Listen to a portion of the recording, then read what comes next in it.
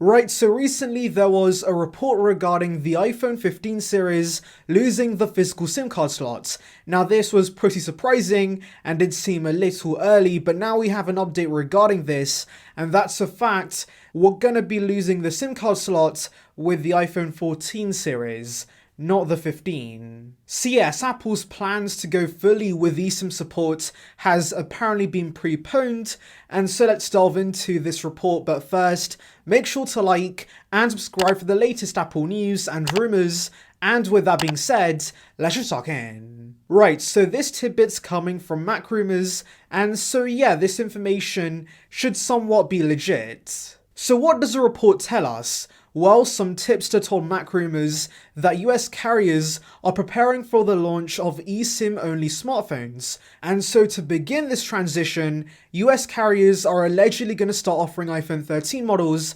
without a nano SIM card that come with an eSIM as standard, which of course does suggest Apple's going to be removing the SIM card slot with the iPhone 14 series. Now, allegedly, the transition's beginning in the second quarter of 2022, and of course, if Apple and these carriers are beginning to give us eSIM support as standard on the iPhone 13 series, clearly they are preparing consumers for the removal of the SIM card slot with the next iPhone, which is going to be the 14 series. So do I think this information is legit?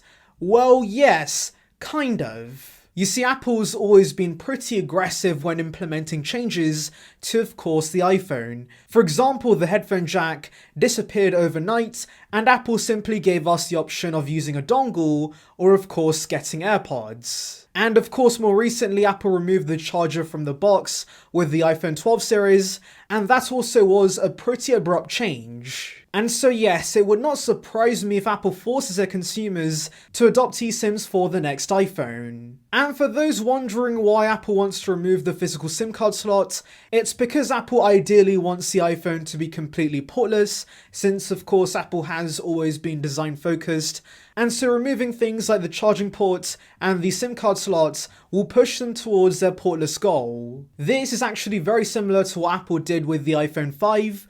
That was the first phone to give us a nano SIM, and of course, many carriers were quick to adopt the tech.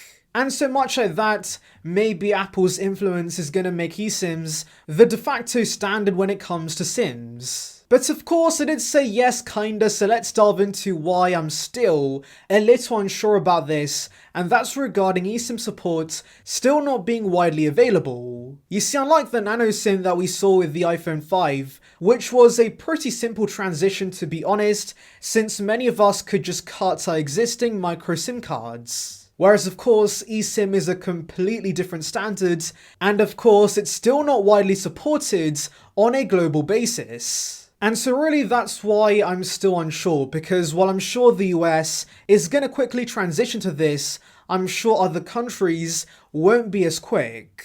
And well, of course, cellular connectivity is pretty important when it comes to an iPhone, and so if you buy an iPhone 14 and it only has eSIM support, and your country's still working on eSIM support, you're going to be left with a phone that you can't use outside. You've got to be constantly connected to Wi-Fi to access any of the features. And so ultimately, I do see Apple doing this.